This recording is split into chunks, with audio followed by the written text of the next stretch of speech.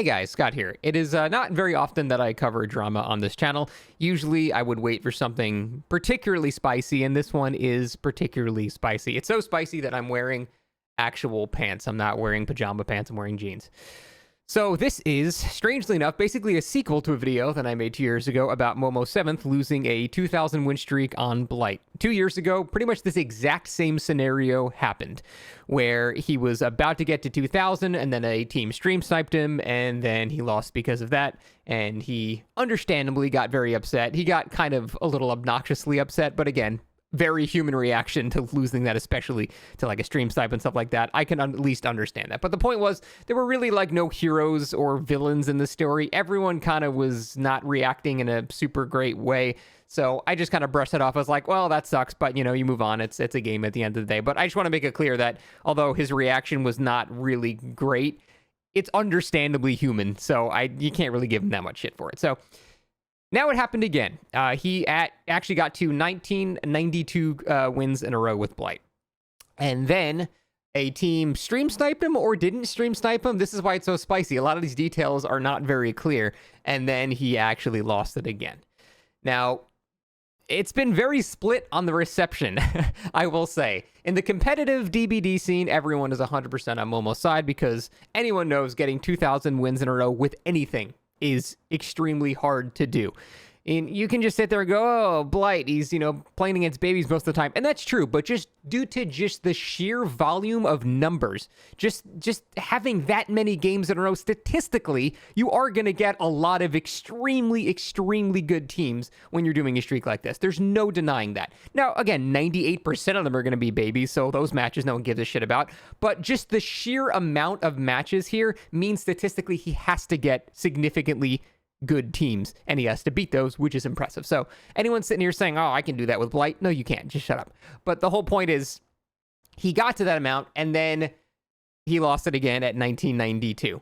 And it's been very weird to see the response, because like I said, the competitive scene, very supportive of Momo, but people like on Reddit, for example, are kind of like, well, you know what, maybe he shouldn't have fucking ruined 1,900 games of people, baby's first game to going against Comp 4 slowdown Blight, trying his ass off to win. So I can understand why there's such a clear divide here, but I'm more interested in what actually happened. So the actual people involved on the Survivor team actually posted an entire Google Doc like it's some Me Too shit or something. It's just a video game. It's so silly, but it's entertaining. I'm not going to pretend it's just not very entertaining.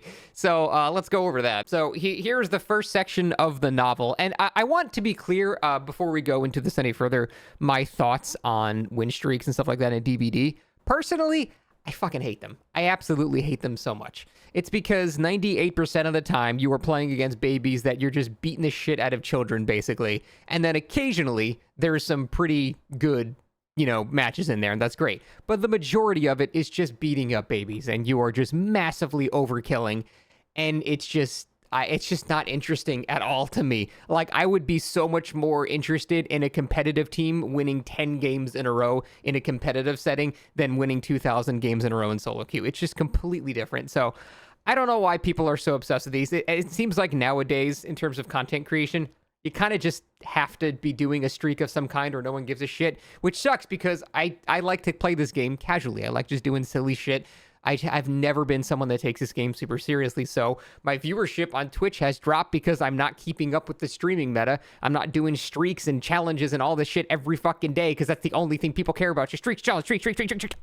Just like that's all people want to watch. But understandably, I understand why people do it. Like, because why would you? If you're trying to grow your stream, of course you would do the thing that's going to grow your stream. So I'm so split on this because I fucking hate it, and it's just bullying new players 99% of the time. But at the same time, it's what people want to watch. So how can you blame people for wanting to actually do that on their stream? So, like I said, I'm very, very split on the whole win streaking thing in general. But here's the actual information about the incident, I guess, as we'll call it. Now, on Team Momo, people are saying that these guys stream sniped. Now, on the other side, on the people that did the alleged stream sniping, they are saying that they didn't do any stream sniping. They said they were told it was Momo when they were just simply playing normal games, and then they did adjust their build to be sweatier accordingly. Now, that is sort of a gray line when it comes to sniping. If you're told that you're going against somebody and you change your build, you are technically getting an advantage that you wouldn't normally have without that information. At the same time, it doesn't really change that much, because if someone just said, hey, you're going against Momo, I think he uses the same build for like 2,000 games. They're going to know exactly what he's running regardless of the scenario. They don't have to tell him the build. They're going to go, oh, it's Momo. He's playing Blight with this exact build and these exact add-ons. We already know what we're going into here. So that's why I'm almost on the defense of this not being like a stream sniping advantage here, because I feel like if you enter a world where you are doing win streaks for the viewership because people enjoy watching it, that comes with the caveat. Like, if you want to benefit from that, you also are going to have to suffer from people being dicks and trying to ruin your win streak. I think that just comes with the territory. If you want the free press and free viewership from doing a streak, you also need to accept people are going to do this kind of stuff as well. So I actually think it's mostly all fair game here. And additionally, stream sniping, even if they were literally having him like on a second monitor, seeing where he is, it doesn't really matter on the survivor side, because they're for people, if they're playing sweaty, they're competitive players, they're going to be on comms, they're going to be calling shit out. They're going to know where Blight is 24/7. It's not like he's a stealthy killer. He's got a 40-meter radius. People are going to be able to call out where he is, honestly, with better precision than looking at a delayed stream. So the advantage there of like having like a screen sheet doesn't really matter like at all, in my opinion. Now, if it's flipped and you're playing killer and you're watching survivors, that's different, because now you can kind of know where people are, especially if they're trying to stealth or hide. That is a massively unfair advantage. But on the flip side, when you know who the killer is, you know what build they're going to be running, and you're already going to know where the killer is relative to your teammates based on comms, I don't think stream sniping really does much of anything. What happened was they're just four really good players that tried and sweated their asses off against a Blight that was trying and sweated his ass off, and, you know, didn't play absolutely perfectly and got robbed once or twice, and then that's just how it is, man. Like, I don't think it's that much of a crime like what happened. However, I do think that the way that they worded it in all of this, like, they were like, we did not stream snipe whatsoever. We were just told who it was and changed our builds accordingly and prepared for it. It's like, I would rather they just say, yeah, we knew who it was and we were just really trying to end a streak. If they were just open about that, I honestly don't think I would give them like any shit whatsoever. But the fact that they're trying to like weasel out of it, in my opinion, I think is like kind of shitty.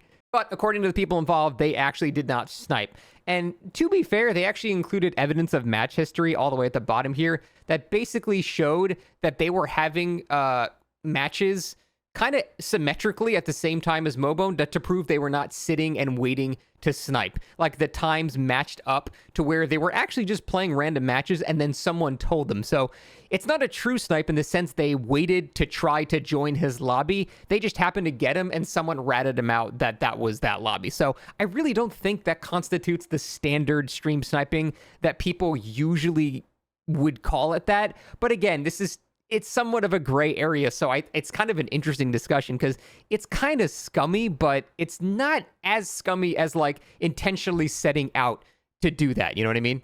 Now, another interesting facet of this that I wasn't aware when I first talked about this on Twitter, because when I first talked about this on Twitter, I was saying basically, you know, it's fair game. If you're going for a streak, expect people to snipe you and try to ruin it. That just comes with the territory. But then I found out that apparently the people involved were actually kind of like friends with the Momo. And if that's the case, then it's not really a DBD morality game issue there. It's just being shitty friends issue there, which is, I mean, I don't have to cover that. That's just like a separate channel's worth of content there. That's just being a shitty friend, because, you know, trying to ruin someone that's going for such a high streak when you're friends with them, it's just mean. It's just a shitty thing to do. However, despite the fact that there are clips of apparently Momo saying they were my friends, why would they do this? Apparently, only like one of them were the friends, according to V1. Apparently, only like one guy was their friend. So that's what I'm saying. There's a lot of people saying just things that are not very clear here. And I think, you know, a lot of it is people want to defend their side of it. Obviously, Momo is going to want to drum up sympathy, as any normal human would do in that scenario. So he might do something like, oh, but they were my friends. even if they weren't as friends, to make people feel bad for him. And again, I don't want to give him shit for it. I completely understand. My brain would have fucking exploded at that point. So I completely understand. But it does seem like a pretty human reaction to try to garner sympathy for something that might have been like out of your control or something like that. And on the flip side, they would probably want to say that they are not as friends. They don't have any personal connection to them. And so it doesn't really matter. They were just trying to win a DBD match. So like I said, this is all very like morally gray here and not very clear, which I think is what makes this so interesting. But yeah, like this is just, I can't even say this is standard DBD drama. This is a bit more advanced than that. But obviously seeing how it evolves the DBD comp scene, it's getting incredibly childish extremely quickly.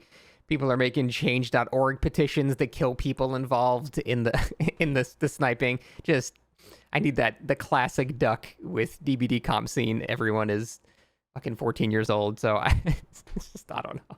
I feel like I'm throwing shade on people I don't know. Like, to be fair, I really don't know any of these people personally in any way. From what I understand, Momo's a nice dude. I don't really like see any people complaining that he's a shitty person. Maybe you react a bit immaturely a couple of times, but I mean, who hasn't done that? So I don't really know people. I don't know that any of them involved are shitty people. If you're doing this kind of shit and trying to like dox people involved on any side, you're a fucking moron. Just go back to school. But for the most part, I think this is just a pretty good look at how the community would be split based on where you are in it, from the competitive side sympathizing with the person trying to do the streak, and then the casual side saying, hey, maybe don't fucking sweat like your life is dependent on it for 2,000 games in a row, and you'll get more sympathy from us too. So it's a very interesting split kind of right down the middle here. Again, I try to be as unbiased as possible here as I usually try to do, and because I don't personally know anybody involved here, I hopefully did that, but there may be more information about this that I don't know, and if I miss something, I completely apologize. This is just very unclear on both sides, and I'm just simply reporting on the evidence that I've seen so far. So there may be corrections to make here, and if that's the case, again, I apologize, but I'm just going off of what I have right now. What I have is pretty muddy and unclear, but that is it. Thanks for watching. We'll see you next time.